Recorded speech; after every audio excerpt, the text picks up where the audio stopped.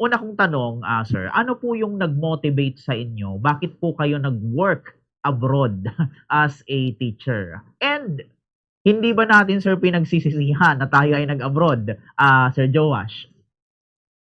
Actually, nung una po, I don't have plans to go to abroad kasi ang simpleng pangarap lang ng education student ay makapasok po sa public.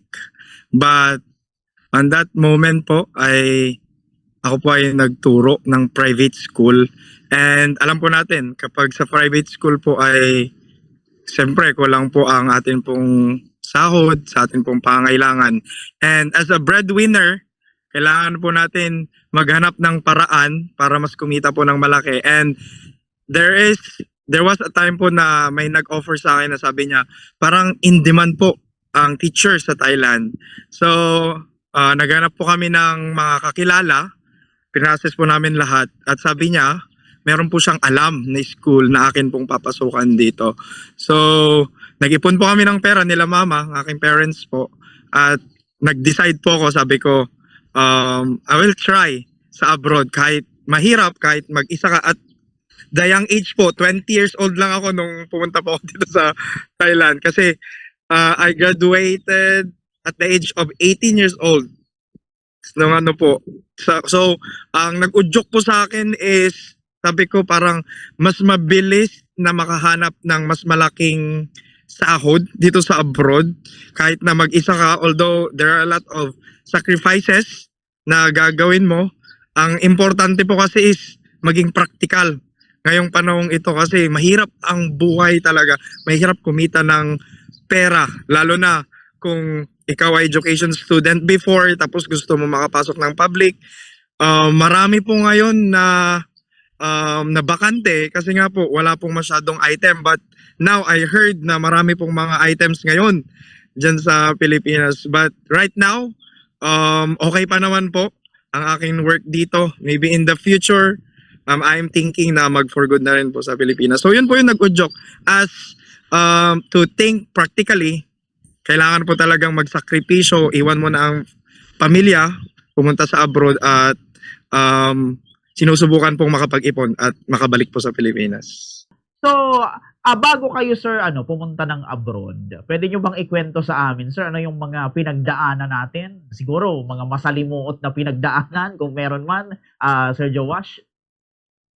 Actually, I'm from an average family lang po.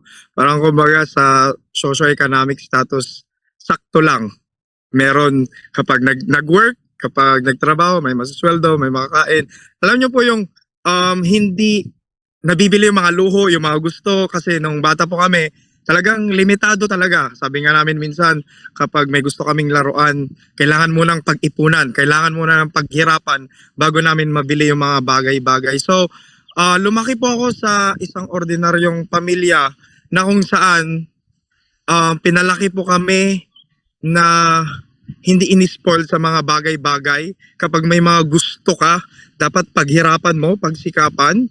At lalo tigit po ay tinuruan po kaming magsipag sa buhay kasi sabi nga po nila na ng aking mga parents, wala kaming ibang ipapamana kundi edukasyon at yung magandang pag-uugali na kung saan maging mabuting tao. So sabi po nila na kung magsisikap ka, magtsatsaga ka, magsisipag ka sa buhay, ikaw ay magtatagumpay. So sa amin pong pamumuhay, may mga times na kinakapos, may mga times na alam nyo po yun, kailangan lumapit sa mga kaibigan na maraming pera at umutang. Pero sa awa po ng Diyos, God will provide. We always use God will provide na statement po kasi as a Christian country, tayo po ay nananampalataya kahit gaano man kahirap ang buhay. We all know that we are resilient, di ba? Ang Filipino po ay matatag kahit gaano kahirap ang buhay, tayo po ay lumalaban.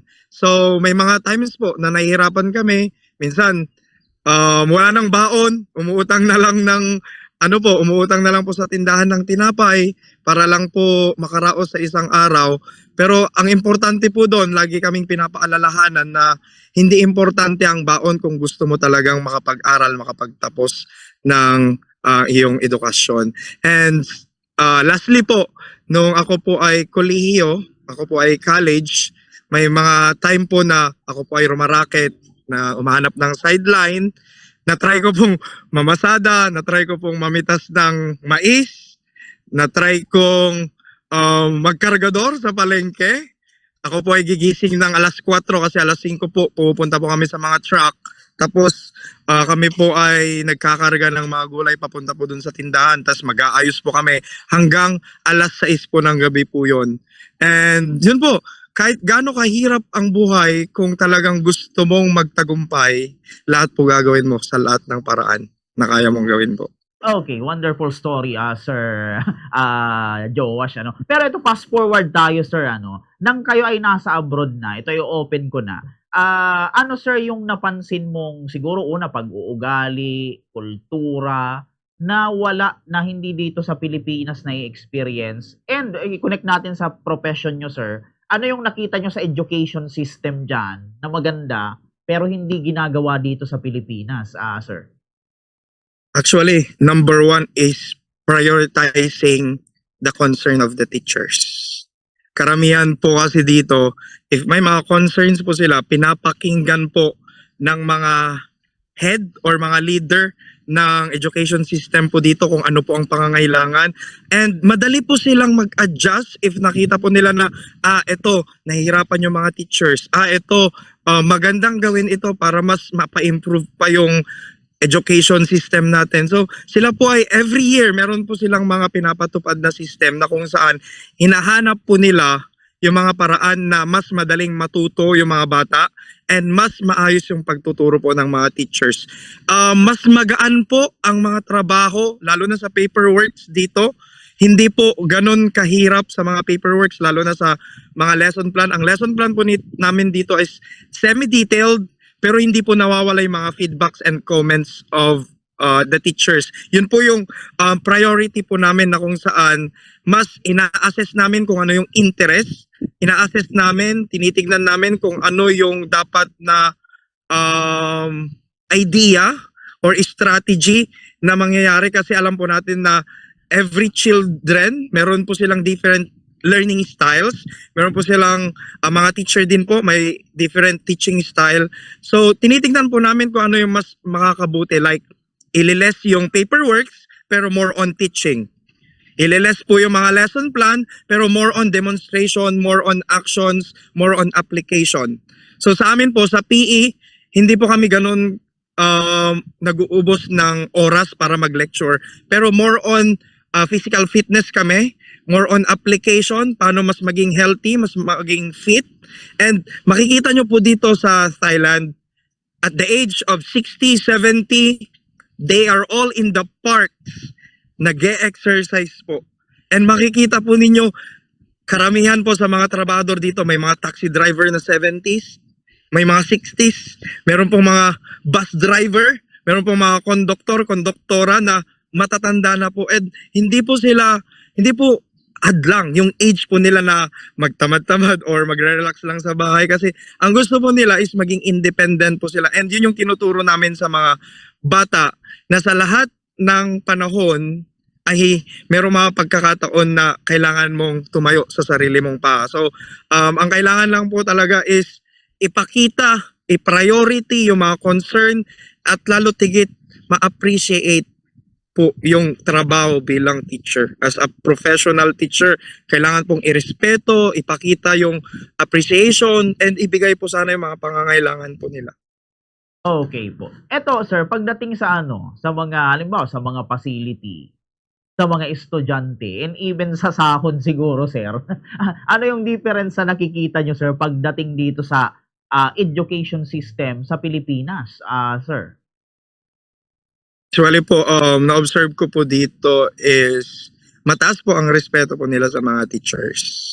And as a foreign teacher here in Thailand, priority rin po nila talaga na makapagbigay ng competitive na sahod. So as a foreign teacher, priority po nila na mabigyan kami ng insurance, healthcare, kasi like sa akin po, mag-isa ko po dito sa akin pong bahay, and kailangan po talaga ng kompletong health check-up every year or maybe every 6 months para ma-ensure na ang health ko po ay mabuti habang kami po ay nagtuturo sa Thailand. Siguro po ang pagkakaiba lang is sana makita po nila yung pangailangan ng teachers na they are not just a teacher. Sa loob po ng classroom, hindi lang po bilang teacher ang ginagawa ng teacher. Minsan nagiging construction worker sila. Nagiging parent, second parent po sila. Nagiging decorator sila. Nagiging designer sa room nila. Lahat po ginagawa ng teacher. Sabi nga po nila na ang teacher po ay jack of all trades na kahit hindi po niya trabaho, ginagawa pa rin po niya. So kailangan po natin sanang bigyan ng deserve na sahod, deserve na benefits, at lalo tigit po ay ensure po nila yung future ng kanila pong mga pamilya at lalo tigit po ang kanilang sarili para mapangalagaan po nilang kanilang health. Kasi wala pong kwenta kahit na ikaw ang pinakamagaling na teacher kung hindi po healthy ang iyo pong pangangatawan at lalo tigit po hindi nyo po nakukuha yung deserve na sweldo or deserve na benefits na dapat nyong makuha. Opo. Eto sir, maitanong ko. Last ko na lang sir na tanong bago ko naman ilipat kay Bombo Kim yung opportunity para magtanong sa inyo. Diyan ba sir, yung mga estudyante and yung mga teacher, tinuturo ba diyan sir sa Thailand yung yung pagpapahalaga, pangangalaga sa mga tawag nun, yung mga natin, yung geography diyan po sa Thailand. Tulad dito sa Pilipinas, yung West Philippine Sea. Ngayon, West Philippine Sea, Sea Victory Day. Palagay nyo ba, sir, kailangan pahalagahan yung mga ganun, Sir Joash? Actually, meron po silang social studies and social science. They're studying more on and they are focusing more on their cultures, traditions, and their histories po. And one of the things na nakita ko po na mahalaga doon is para ma-appreciate nila, hindi lang po yung lugar nila, yung na-experience nila na environment ngayon, but the history itself, kung saan po sila nanggaling, paano naging Thailand, paano na protektahan ng kanila pong mga ancestors, ang kanila pong ninuno, itong kanila pong bansa. Kasi marami rin po ang nanakop sa kanila, like Chinese. Sinakop din po sila ng Chinese. Nakipaglaban din po ang Myanmar, nakilaban din po ang Laos, Cambodia, at lahat po ng kanilang karatig bansa. Pero nakita po namin kung gaano yung pagkakaisa ng kanilang mga kings before, kung paano nila pinaglaban yung country po nila na maging free sa mga mananakop. But although may mga times na naiisip po nila na, oy, nahaluan na tayo ng Chinese cultures. Kasi po meron na pong mga Chinese dito na, alam nyo po yun, dito na sila nagstay. Like in the Philippines, halos ang mga may-ari ng SM sa atin po is mga Chinese. May-ari ng mga malalaking malls, mga Chinese po. Pero alam nyo po yun, part siya ng history na kung saan mga pulutan po natin ng aral na siguro nakatulong na rin po yung mga mananakop na yon para mahaluan ng new traditions na makapagbigay sa kanila ng idea para mas maging successful po. Kasi karamihan po sa mga Thai ngayon or mga Thai people, they know how to run businesses also. Nakuha po daw nila yon sa mga Chinese ancestors nila kasi ang mga Chinese po ay mahilig sa mga business. So sa atin po, like sa Pilipinas din, kapag napapag-aralan po natin ang mga history, mga kasaysayan sa atin pong bansa, nakikita po natin kung gaano kahalaga na maging proud, to stand firm as a Filipino, as being proud po sa atin pong lahi bilang Pilipino. Ngayon po, kapag tayo po ay pupunta sa abroad, may makikita po tayong Filipino, taas no po silang magsasabi na, uy, ano na po yung sasabihin? Kababayan! Di ba po? So we are proud to be a Filipino kahit nasa abroad po tayo. And magiging proud po tayo dahil sa mga OFW na katulad po namin na nandito na maganda po yung mga reputasyon na ipinapakita, maganda yung mga gawa. And malalaman po nila talaga na ikaw ay Pilipino kung ikaw po ay responsable sa trabaho. At lalo tigit po, isa po nating ugali is yung pagiging hospitable, na kaya po natin makisama sa lahat ng oras, maging flexible, at lalo tigit po alam po natin tumanaw ng utang na loob. Okay po. Very well said, Sir Joash. Ngayon, sir, ibibigay ko naman ang pagkakataon na makapagtanong po sa inyo itong aking partner, si Bombo Kim. So, Bombo Kim, Ayun, Sir Joash, magandang umaga po, Bongbong Kim Ramos, and welcome po again sa programa. Siguro matanong ko lang po, medyo i-connect ko na since yun nga po yung celebration today dito sa ating bansa. Our victory sa pagka-claim since 2016 sa West Philippine Sea. Siguro matanong ko lang po ko to further contextualize and gradually establish natin. Yaman din lang po na nabanggit natin yung ugnayan ng China and Thailand. May tinuturo po ba sa mga social science natin and other related social science disciplines, sir, na merong existing na kumbaga territorial o any dispute between the Thais and the Chinese or involving the two countries, sir? In connection po dyan sa tanong po ninyo, nung ako po ay nagbabasa about sa history po ng China and Thailand, naging maayos po talaga yung pagdi-divide ng territory po nila. And sa mga Thai people po, malaki po ang respeto po nila sa Chinese. Lalo na nung sila po ay nangangailangan ng tulong, isa po sa Chinese or China, isa po sila sa mga tumulong po talaga na bumangon po, lalo na sa industry, sa economic po nila. And makikita ko po na maganda po yung relasyon nila bilang dalawang country na magkaalyado po, lalo na sa pagpapatupad ng kanila pong mga law, and lalo tigit po sa mga law firm po nila, sa mga businesses. Wala po akong nakikita kasi maganda po ang kanilang relasyon kasi dito po sa Thailand, meron po silang pinaniniwalaan na kapag ikaw po ay gumawa ng mabuti sa kanila, sila rin po pabalik ay gagawa po ng mabuti sa kanila. So, sa mga sa mga teachers namin, like yung mga co-teachers ko po na Thai and mga Chinese, they are very kind to each other. And makikita nyo po doon na sa amin pong school, tinuturo na rin po ang Chinese language. Makita nyo po yung good relationship ng dalawang country po. So, for me, nakita ko po na maganda yung relasyon nila. And I think wala naman po sigurong division para magbangayan po ang dalawang country yun. Siguro next question in relation po sa yun nga sabi natin yung magandang relations between Chinese and Thai people, yun po, naisasali ba kung kumbaga anong stand ng Thai with regards sa syempre baka po na ituturo rin sa subject na world history or related sa other Southeast Asian nations ng Thailand with regards po yung sa territorial dispute ng Philippines and China over West Philippine Sea? Baka po meron lang, sir. Actually, may mga na-ask po ako. Hindi po talaga natatopic yung mga about sa mga ganyang territorial matters po.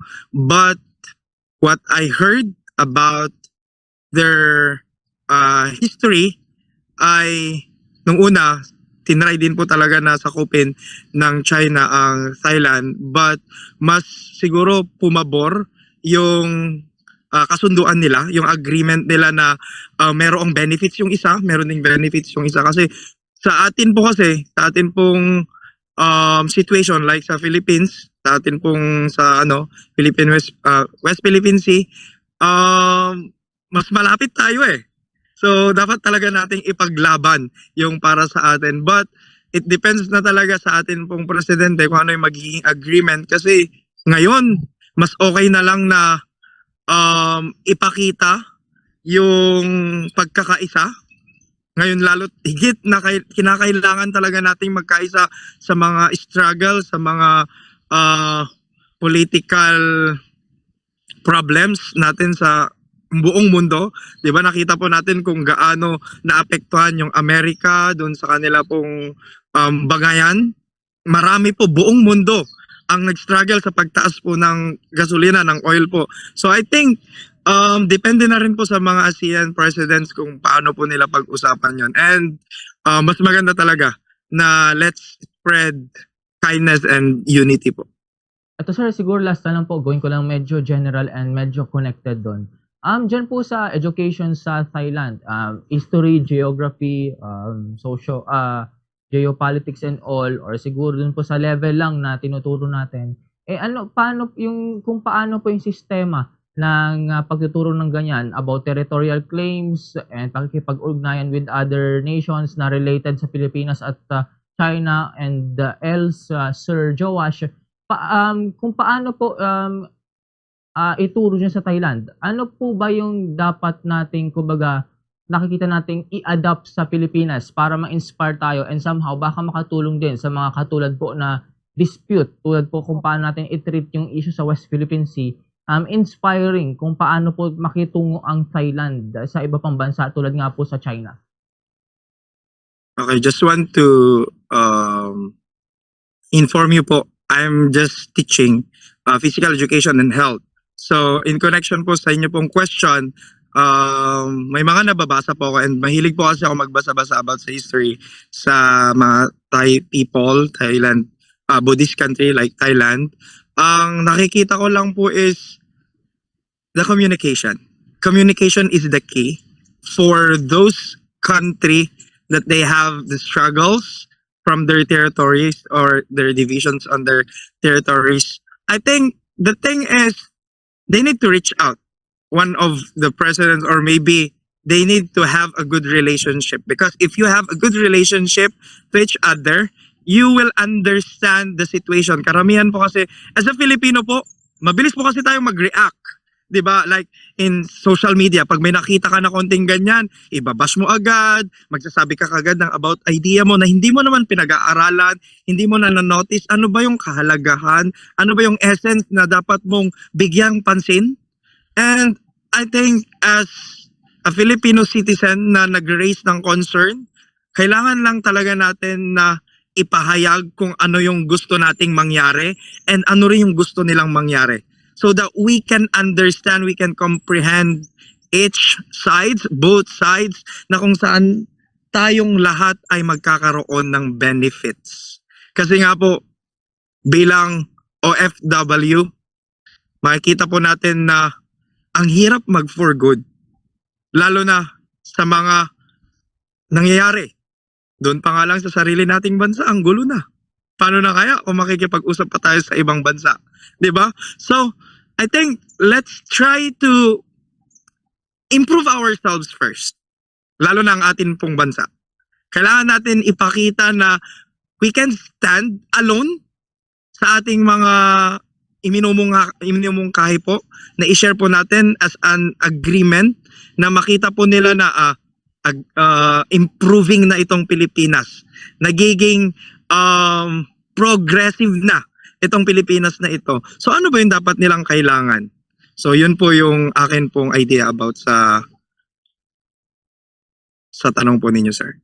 So yun sir, yun lang naman po sa akin. Siguro apologies since yun nga po, hindi naman natin talaga area na tinuturo itong ganitong usapin. But yun nga, tinuk ko na rin yung opportunity considering our celebration today. And yun nga po, knowing the culture of Thailand and kung paano i-apply ito sa situation tulad nito, sir. Pero thank you very much sir, since yun nga po, may naisagot tayo considering na tayo nga po, nabanggit natin nagbabasa ng history and nai-ugnay natin somehow sa questions. So sir, ibalik ko na po kay Bongbong Kier ang mga pagtatanong. Okay, balik Thank you, sa akin, sir. Sir Joash, Eto sir, maidagdag ko na lang na katanungan. Sir, ito may maitanong ko na lang sir, kasi huli nating pag-uusap nung mga nakaraan, siguro nung nakaraang taon pa. Ngayon sir, maikumusta ko, ano sir yung siguro development or pag-unlad na nangyari sa ating buhay. Ngayong nagtatrabaho na tayo, patuloy tayo dito sa Thailand, Sir Joash. In terms of socioeconomic status po, as an average before, right now as a breadwinner, di ba alam po natin ang goals po natin is to provide their needs. Before po, nung ako po ay nag-uumpisa pa lang, yung mga needs ng aking pong family, lalo na bilang panganay, gusto ko po na mabigyan sila ng magandang bahay na pagtitirhan. Kasi ang amin pong bahay noon ay napaka-liit lang po. And alam po ninyo na kapag bumabagyo, ang amin pong yero ay marami pong mga butas-butas noon and maraming mga tumutulo. So, Isa po sa pinapasalamatan ko po, and I thank God, I'm praising God for the wonderful opportunity and privilege na magkaroon ng magandang work dito sa abroad, ay magkaroon po ng maayos na bahay po. And lalo tigit, meron po akong mga ilang mga investments, and kung titignan po natin in the other side, as a teacher, self-improvement po. How to handle different kinds of students, lalo na Thai students, kasi hindi po natin alam kung ano po ang culture nila, anong tradition nila, and how to respect their traditions. Lalo tigit po, bilang teacher, dapat alamin, kasi dito po meron yung mga times na meron po akong nagagawa, sabi nila na, uy, bawal mong gawin yan. Like yung paghawak po ng ulo nila, hindi po pwedeng hawakan yung mga estudyante sa ulo po nila. Kasi yun po ay parang disrespect sa mga bata. And yung pong ituturo sila gamit ng paa mo or yung bibig mo kasi, uy, yung mga ganun po, like pagbabawal ka, hindi po dapat kailangan gawin. So, ang natutunan ko po doon, maging flexible, how to handle situations, lalo na dito sa abroad, yung mga pag-aaway po nila kasi dito po, although sabihin na natin na they are disciplined, pero may mga bata pa din na magulo, tarantado, at lalo tigit po na hindi nagrespeto. Pero andun po yung ugali po nila na mapagkumbaba. Alam po nila kung ano po yung stand nila as a student and paano po nila i-respect bilang teacher. And lalo tigit po ay if ang Pilipinas ay rich in traditions and cultures, ma-appreciate mo rin po kung bakit ganun yung pag-uugali ng mga Thai. Kasi they are rich also with those traditions na mamahalin mo rin po. Like, yung pagbubusina, dito po, wala po kayong maririnig na busina. Naglalakad po ako sa gitna ng kalsada, hindi ka po bubusinahan. Aantayin kang gigilid until ikaw ay gumilid at dediretso po sila. Ganun po yung disiplina, the self-control, the temperance itself, lalo na bilang motorista po dito dahil meron po akong motorsiklo, nakita ko po meron nagbanggahan. Pero sasabihin lang po nila kotot. The kotot means like sorry. Then maglalabas na po sila ng insurance. Alam mo po yun, like magulo na ang mundo. Pero sana bilang mga individual o citizen ng isang country, may pakita sana yung peaceful na environment, and let's show kindness. Let's do some act of kindness na kung saan hindi natin alam kung ano yung mga pinagdadaanan ng karamihan dito sa mundong ito, because there are a lot of people who experiencing depressions, anxieties, and hindi natin alam na yung isa pala sa mga na-encounter natin ay gusto nang magpakamatay, pero dahil sa isang smile mo, dahil sa pagiging kind mo with act of kindness, mabibigyan po sila ng hope. So isa po yun sa nakita ko na napaka mapagkumbaba, napakabuti ng mga Thailand, at sana ganun din yung mga Pilipino, kasi alam natin na napaka galing makisama ang mga Pilipino, at sana masimulan din natin sa ating sarili yung pagbibigay ng kabutihan sa ibang tao po. Opo, so ang babait pala sir ng mga tao diyan sa Thailand. So parang Karamihan tuloy, po. sir, walang mga nag-aaway diyan, Sir Joe. Actually, safe po ang maglakad kahit alas 12, alauna, may time pa po na kapag ako po ay nagugutom, gusto ko mag-midnight snack. Maglalakad po ako sa akin pong street. Tapos wala po kayong makikitang mga taong tumatambay na naglalasing. Napakatahimik po ng kanila pong lugar. Okay po yun. Very well said, Sir Joash. Eto sir, mga second to the last question na lang. Mai-relate ko naman sir sa ating territory ngayon. Kung kayo sir ang tatanungin, sa opinion nyo lang Sir Joash, dapat bang ituro sa mga bata, estudyante, sa mga elementary, yung tungkol sa territory natin, about nga po dito sa West Philippine Sea, o dapat hindi na, Sir Joash? Actually, nung ako po ay elementary, I remember when I was in grade 6, na-topic po yung West Philippine Sea sa libro ng Civica, Hecate. And ang nakalagay po doon ay ito po ay teritoryo ng Pilipinas. Specifically, kasi malapit po sa atin. I think pwede po natin siyang ituro in a way na kung saan ipinapaalala natin yung pag sabihin na lang natin na pag-aangkin kung ano yung sa atin. Pero sana po iwasan po natin ibigay or sabihin yung karahasan or pakikipagdigmaan kasi bilang bata kung makakarinig ka ng gano'n, ako ma-excite pa ako kapag may digmaan. Magiging masaya pa ako pero bilang presidente malulungkot or bilang isang mamamayan or citizen ng Pilipinas, malulungkot ka dahil meron na namang gulo. Kasi maapektuhan yung pag-ship ng goods, lahat ng cargo matters ay maapektuhan po. I think siguro ituturo lang kung ano yung para sa atin na territory and malaman ng mga bata kung ano yung mga divisions, mga territorial divisions na dapat nating malaman and ipakita natin na dapat meron din tayong stand for that agreement na meron po sana tayong makukuhang benefits na kumbaga hindi dapat tayo maliitin ng ibang bansa. Kasi meron yung iba na sasabihin nila, oh mas malaki kasi ang country na yan, magparaya na tayo. Hindi po eh. Mas okay siguro na i-stand natin kung ano yung nararapat, what is our right, at lalo tigit po bilang Filipino, makita po sana na we are here para protektahan po ang atin pong bansang Pilipinas. Okay, very well said, Sir Joash. Ito, last question na lang, sir. Kung meron man kayo, sir, nakikitang needs improvement o dapat na paunlarin sa educational system po ng Pilipinas para tumaas ang antas, ano kaya yun, sir? Sir Joash? I think, simple lang po sa akin, pakinggan po yung mga hinaing ng mga teachers. Unang-una po, they need an increase for their salary. Number 2, the resources. Bilang teacher, alam mo yung mababa na nga yung sweldo mo tapos ikaw pa mag-provide ng lahat ng materials mo. Mabigat po yan.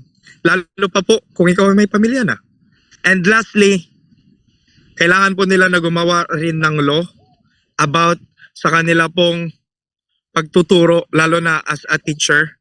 Kailangan po na ipakita na kailangan i-respect din kung ang bata merong right about sa child abuse, sana meron din sa about sa pag-abuse sa mga teacher. Kasi po bilang teacher, hindi lang po mental, hindi lang physical, hindi lang emotional ang natatapakan, kundi lahat po ng aspects ng mga ng buhay ng teacher ay nandun po. So kailangan po natin na bigyan natin sila ng appreciation at lalo tigit po i-raise natin yung mga concerns nila at bigyan ng halaga ang kanila pong trabaho. Hindi lang po sasabihin na teacher ka lang. No, teacher po kami na kailangan po namin ng respeto at pagpapahalaga ng mga tao or mga mamayan dito sa mundo.